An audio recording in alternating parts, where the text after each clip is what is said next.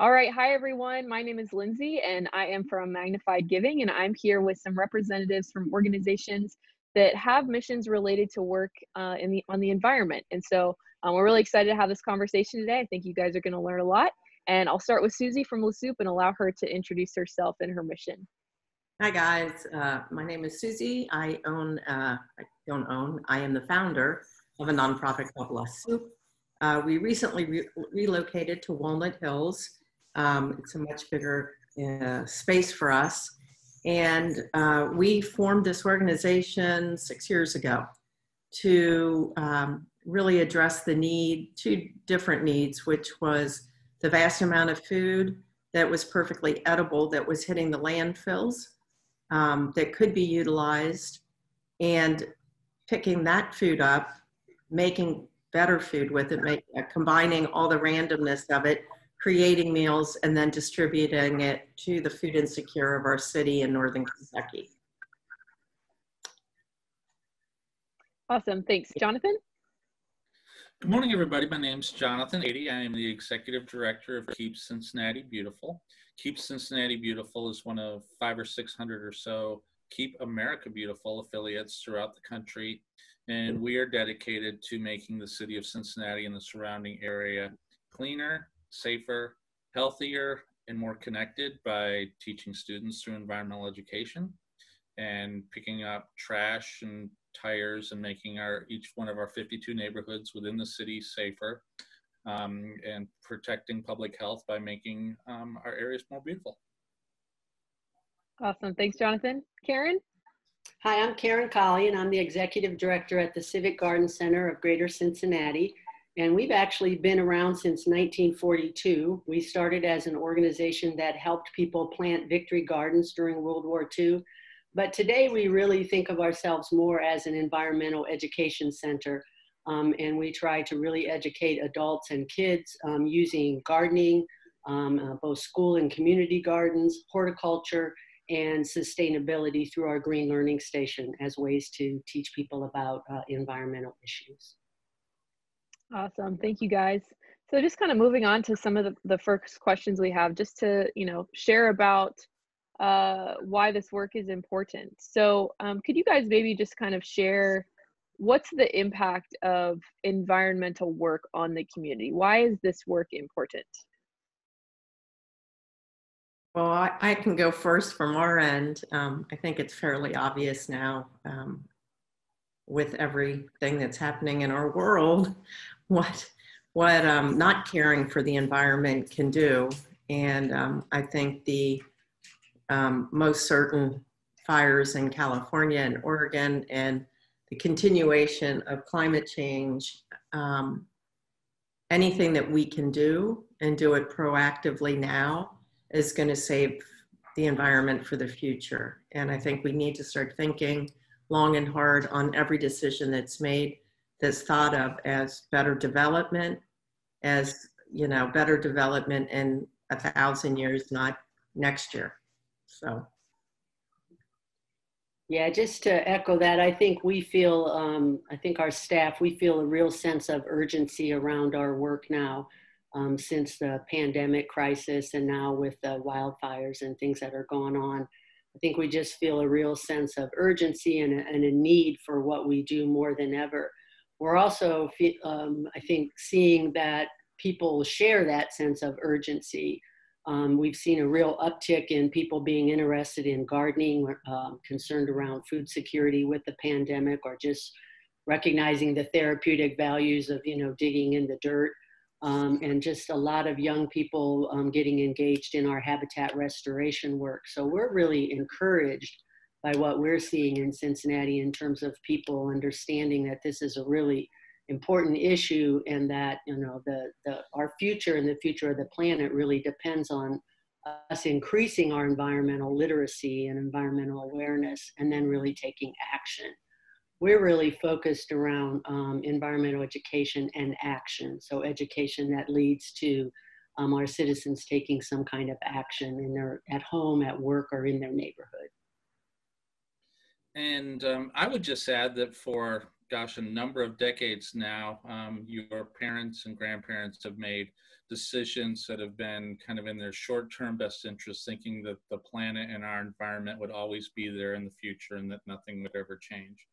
And we are now realizing that things do change, and they change rapidly, and we're all scrambling at this point to repair damage that we've already done. And the planet's like a huge issue, and it can seem like way more than you can bite off, but your own neighborhood isn't. And it's important to do what you can locally and to establish those behavior changes that generations before didn't establish, because we don't live in a throwaway world. Yeah, that's good. Can you guys speak, particularly with this issue? I think sometimes it can be difficult to understand, especially if you haven't really thought about it before, how the environment and caring for the environment really impacts you, your family, and really impacts people. So could you guys maybe speak to that a little bit? How does, taking care of the environment, doing things that protect the environment, how does that impact our communities and really, ourselves and the people around us? Well, I think I'll start on this one. So we've done some studies on environmental justice, and particularly with the Black Lives Matter movement and things like that. It's just another avenue that's an access to justice. And in at least in Cincinnati, the environmental negative effects are more concentrated in poorer neighborhoods and in communities of color.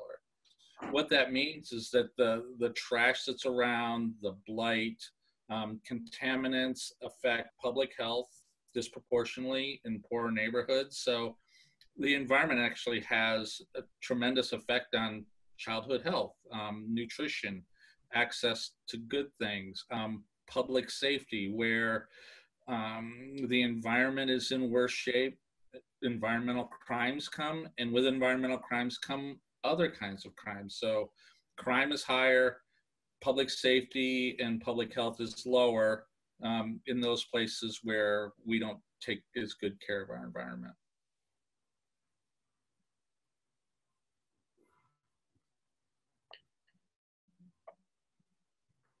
Yeah, and I would just add to that, I think as Jonathan touched on, it impacts our lives in all kinds of ways, from the quality of our food, the quality of our air. We have very high asthma rates in Cincinnati, just impacts the quality of our life in many ways. And now I think, with what we're witnessing in terms of, the hurricanes and the storms and the pandemic and things, that people understand that there's this interconnection now, and that if we don't take care of our environment, we're not going to be able to survive. And so I think that people are starting to recognize that, more and more. And I would just add to both of your points that I think it does become overwhelming. It does to me. I know when you look at anything past your backyard, like it just seems like, how could this little me picking up this gum wrapper make a difference? And it really truly is collective experience that if all of us work together, we can make a bigger difference. And it's going to rely on the next generation for sure. Yeah, for sure. That's good. What are some of the challenges facing this kind of work at the moment? What makes it difficult to conduct this type of work, and what are the things that need to be overcome? Well, for our end, we started as a fresh food rescue, meaning perfectly edible, primarily produce is what we were most concerned with, because we could see the vast amount of produce going into whatever you call them, dumpsters, versus even being composted. And looking at it, I couldn't tell why it was going into the dump. I couldn't figure it out. I just knew if I could get my hands on it, I could make some really good food. And that's how it all started, was just pretty much just an experiment. to see, because much like the people that we cook for, we say that the food that we rescue is imperfect, but when you care about the food that you've rescued, you can transform that into something that's good for everybody. And we use our talent as chefs to really combine, create, and try to figure out how to create something delicious with these 50 items of randomness that seemingly don't go together, but maybe they could, and create something really good for people that have been marginalized in our society, and for anybody that is just hungry. So. I think for us to kind of go back to what Suzy said a little earlier about, these issues can feel overwhelming, and can, especially I think sometimes students can be left with a sense of kind of hopelessness. So I think for us, we really focus on giving people kind of a sense of hope, a way to get involved that not only makes them feel good, but makes them see that they are making a difference. And I also think sometimes, issues around the environment are hard to kind of prioritize when you have so many basic needs and so much poverty and other things that seem more important and more significant. So I think sometimes it's just, getting the issue to kind of be more of a priority for people, and then giving them something concrete to do to overcome that kind of sense of hopelessness and overwhelm that I think we can feel if you read the news these days, or if you look around. And for us, there are COVID challenges, which are that the governor doesn't really still allow mass gatherings. And a lot of the work that we do to reduce litter and blight in our city happens with big groups of volunteers. Then there are the more kinds of just basic kinds of challenges. So in the city of Cincinnati, the #1 complaint call that comes into the city is about trash and litter everywhere. And so if you listen to some of these calls, it's always, well, somebody should do something about that. I feel like going around with stickers and putting them on people saying, I am somebody. It's something that everybody wants something to be done, but everybody wants somebody else to do it. So there's that challenge of behavior change that each individual has responsibility for their own environment. And there are things that politicians do. There are things that corporations do, and those are challenges to overcome, but we're the people who have to inhabit our planet, so we're the people who have to do something. Absolutely, for sure.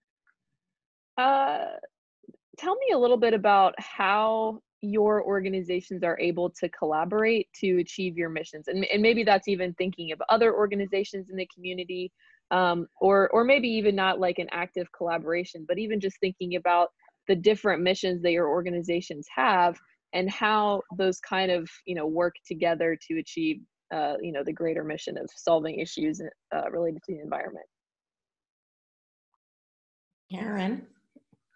Well, I think the Civic Garden Center, would not be where it is today or have been around this long without a really rich history of collaboration. I think everything we do is in collaboration, whether it's with our, over 300 volunteers.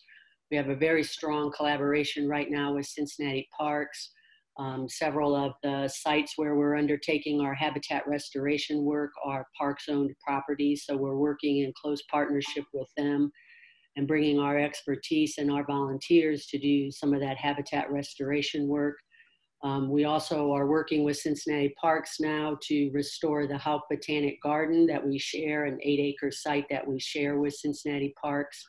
We're restoring that and trying to turn it into a really kick-ass outdoor classroom that we can use to educate, bring students and adults there to educate them around issues around plant diversity, stormwater management, solar panels, whatever. So we work in close collaboration with parks. We've always worked in Cincinnati Public Schools, so we have a strong collaboration with a handful of schools where we help them run their school gardens, or we come in and provide some education programs throughout the year. And so we really depend on collaboration. We work with Groundwork, Ohio River Valley now. So everything that we do, we really look for partners to do the work and to really magnify the impact then of our work. Go ahead. Okay, go ahead. Sorry. So we're also heavily indebted to so many other areas that we have to work and collaborate with others. I think one of the biggest things for us is finding places for the food that we can't use. So Civic Garden Center being one, but we have composters that come. The biggest for us, I think right now, was trying to locate pig farmers that could come and chicken farmers that could come and pick up the food. Strangely enough, they don't want citrus. So we, for whatever reason, pigs eat everything. Not true. They do not eat citrus. I have no idea why, but they don't. So we've been pickling and preserving our lemons and limes that we get for future use. But, and then also we started from some of the food pantries receiving freezer burnt food that was freezer burnt meat and not fit for human consumption, but we spent some time researching and then located the Red Wolf Sanctuary down in Indiana. And that is actually the first and always the fastest adoption of a run that we put up on our website. Is we have a run to the Red Wolf Sanctuary if anybody would like to go bring some raw frozen meat down there to feed the wild animals. So that's been an interesting new curve for us. One of the things I actually did a run about a month ago for the first time in a long time.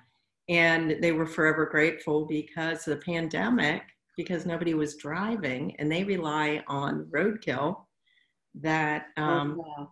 yeah, they were so low on food. They didn't know what they were going to do because 70% of their food comes from the sheriffs and the highway patrol, whatever, bringing roadkill to them, and they haven't been receiving it. So talk about the trickle-down effect of a pandemic. Something I never saw coming was him saying, thank you for this, especially today, because we don't have anything to feed the animals with. So yeah, we collaborate with a lot of people. Yeah, I think it's just important for participants to understand a little bit about how nonprofits work. So we are what's called a leveraged partner of the city of Cincinnati. So for the city, let's say they bring in $1 of taxes or whatever, then they generate like $1 benefit for those taxes. When you work with a nonprofit, we utilize collaboration. We utilize scores of volunteers. For us, it's about 15,000 annually. We utilize fundraising and partnerships and being frugal and things like that to return like $20 for every dollar that comes in. So this is why this particular sector, particularly in the environment, is so important, because the problems are so big. You need organizations like the Soupe and the Civic Garden Center and ourselves that for every dollar that comes in, we're bringing in a whole lot of benefit, and that happens through collaboration. True. And I'm excited to hear all those things from you guys, because I hope that for you students watching, you see really when, you know, you support any one of these organizations, you're really impacting, you know, much more than just that organization and the people that they serve and the things that they do. You're really participating in this network of all these awesome things that are happening. And so it's cool to me that you're getting to see just a little bit of, you know, get a little bit of an idea of some of those collaborations happening. I would love to hear from each of you just why you felt compelled to select a career in the nonprofit sector, and specifically in an area that you know, has work related to the environment.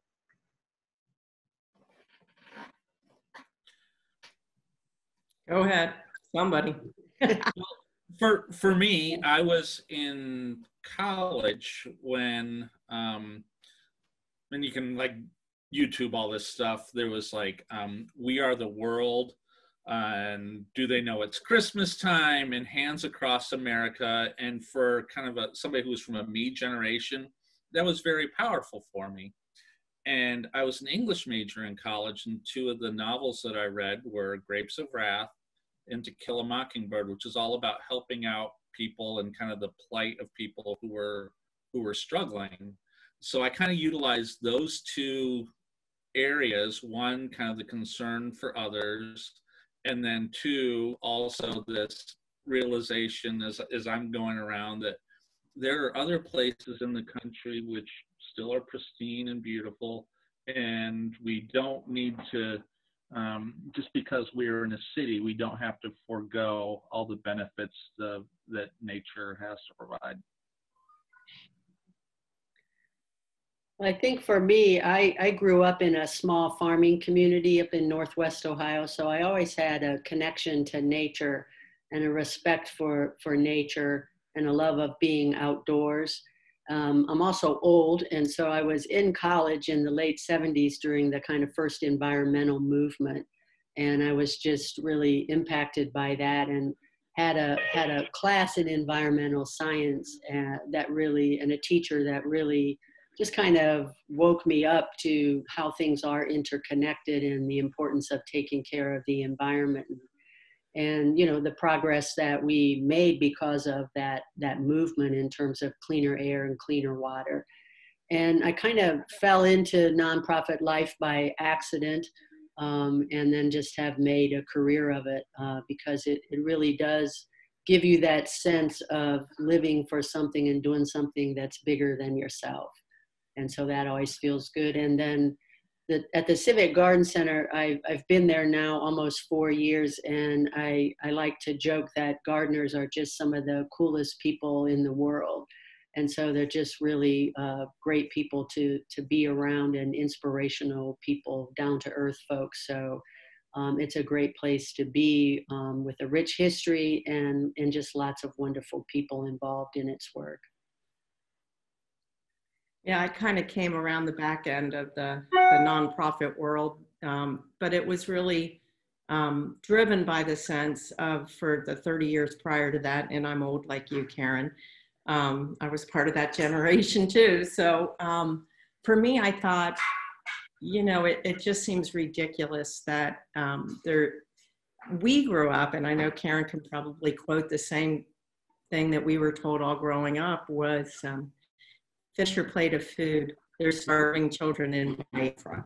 Where in the heck is Biafra? I have no idea. I don't even know if it's a real place, but I was told to eat my food because somebody else couldn't. And it became even a bigger issue when I became part of the problem, which meaning my profession is, as chef, is dealing with food every day. And unless I'm going to be mindful about where every bit of that food goes from the minute it comes in our door, I'm not being a good steward of the earth. So it was almost easier to become a good steward by becoming a nonprofit. I know that sounds odd, but it kept me focused, and I don't think I could do it without the collaboration of all these other organizations that are putting in the hard work. Us working together is what will actually make the difference. For sure. And the last thing that I want to touch on before I end the recording is just speaking directly to the students who are listening. What advice would you give a student who is interested in supporting this cause? What can they do? How can they get started? What kind of difference can they make? Go ahead, Jonathan. I'm moderating now, I guess. I just thought of you. I don't know why. The first piece of advice that I would give is that every time you give of yourself, you receive a lot more in return than you ever give. There are all kinds of psychic benefits to giving. And I think that you're really most fully human when you do give of yourself through volunteerism, through thinking about what somebody else is going through generating empathy, and just by being considerate of other people. That's what separates us from everybody else, is our capacity to think about the needs of others.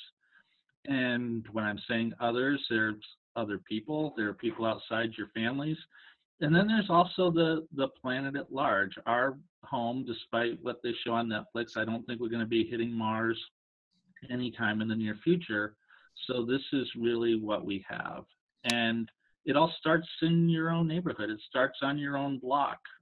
We do indexes of litter and blight block by block in Cincinnati. And if you're working on cleaning up your own block, you're doing a very big thing. And if you're learning about the environment, that's also important. As I said before, the only real weapon we have is behavior change. And you can teach your peers. You can also teach your parents. I know that I learned about some of the principles of recycling and green habits and things like that from my kids, because it wasn't something that was taught to me. But when you realize just how important that piece of your education is for your life and the life of your children when you grow up, it's going to be something that's really going to impact you. Awesome. Yeah, I think I would say, for a lot of kids, they've grown up mostly indoors and their attention span and health have suffered as a result. So in a lot of ways, I would just say, kind of get outside and get in nature. Nature just does something to you. It's, you kind of fall in love with it when you get outside. And then there's just so many opportunities to educate yourself about the environment. And I think as you educate yourself and become more aware, you'll be inspired to take action, and you'll be able to find kind of, where you fit in what you want to undertake. And I think to echo what Jonathan said, that, volunteering and giving back, I think, is one of the most fulfilling activities that we can take as humans. And being part of a group, we had a group of students at St. Xavier High School on Saturday in our habitat restoration project there. We had 21 students, and just watching them, working together, and the feeling and the energy and the camaraderie, it's inspirational to us to see students getting involved like that. So I think there's just lots of opportunities to volunteer and to be part of a group and part of an effort that has an impact and that is really fulfilling. And so I would just encourage kids to get outside in nature and let nature, kind of fall in love with nature, and then see where that love for nature takes you. Really important. And even at my age, I found now I've become a forager, and I love just going into the woods and trying to identify. It's like a big old Easter egg hunt. You never know what you're going to find out there, and it's out there. And I find it almost fascinating that I would do that when I would go on vacation in Europe. My family lives in the mountains in France, so we'd forage all the time. Why I never felt like I could do that here, I have no idea.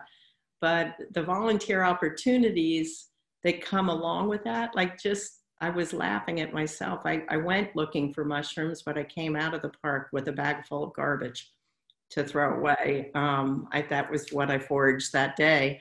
But just to be open and to see that, and every little bit helps. I feel like we're producing so much more disposable paper goods, everything from this carry out mentality right now because of the pandemic. I mean, our first thing that we did when the pandemic hit was signed up with Terra Glove, because we could see how many disposable gloves we were going through. And it almost felt like it was beating up the purpose. Until we did this, it was like, why are we trying to ramp up when we're just making it worse by all the gloves that we're going through?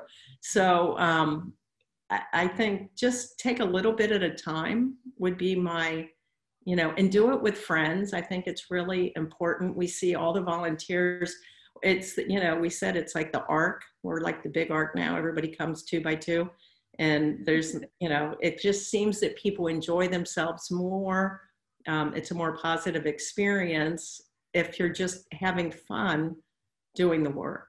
And that's what we try to give at Soupe. For sure.